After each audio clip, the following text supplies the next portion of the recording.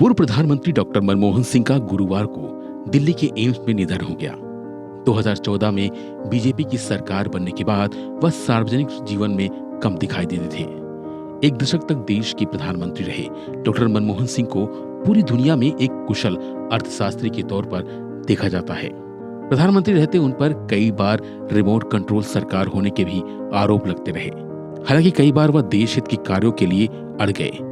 America के साथ nuclear deal को लेकर वह सोनिया गांधी से नाराज हो गए थे और उन्हें अपने इस्तीफे तक की पेशकश कर दी थी। डॉक्टर मनमोहन सिंह नरसिम्हा राव की सरकार में वित्त मंत्री थे। उन्होंने देश की नई आर्थिक नीति को आकार दिया और भारत के बाजार को दुनिया वालों के लिए खोला। इसी नींव पर आज की भारतीय अर्थव्यवस्था की इमारत खड़ी है। वह विनम्र जरूर थे, लेकिन उनके ठोस फैसलों ने ही देश को आगे बढ़ाने में मदद किया। कड़े विरोध के बाद भी उन्होंने अमेरिका के साथ असैन्य परमाणु समझौते के लिए बातचीत आगे बढ़ाई। बताया जाता है कि राजनीतिक दलों के विरोध के बीच सोनिया गांधी ने भी एक बैठक में इस फैसले पर असहमति जता दी थी। इस पर डॉक्टर मनमोहन सिंह नाराज हो गए। इतना कि कहा जाता है कि तब कांग्रेस और यूपीए अध्यक्ष सोनिया गांधी ने इस मामले में बीच बचाव की कोशिश की, लेकिन पीएम मनमोहन सिंह इस मामले पर झुकने को तैयार नहीं थे। कांग्रेस की बैठक में मनमोहन सिंह खफा हो गए थे कि परमाणु करार के मुद्दे पर अपने इस्तीफे तक की धमकी डाली। नतीजा यह हुआ कि कांग्रेस को मनमोहन सिंह के सामने झुकना पड़ा। ये डील तो फाइनल हो गई, लेकिन वाम दलों ने अपना समर्थन वापस ले लिया।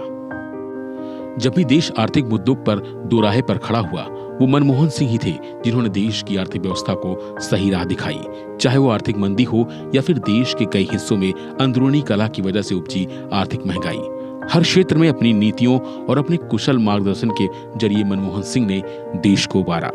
और शायद यही वजह रही कि लाख विरोधी होने के बावजूद न सिर्फ कांग्रेस बल्कि हर पार्टी के नेता उन्हें आज याद कर रहे हैं, क्योंकि वो भी मानते हैं कि मनमोहन सिंह एक कुशल अर्थशास्त्री और राजनेता के साथ साथ एक बेहतरीन इंसान थे, जिन्होंने मतभेद को कभी मनभेद नहीं बनने दिया।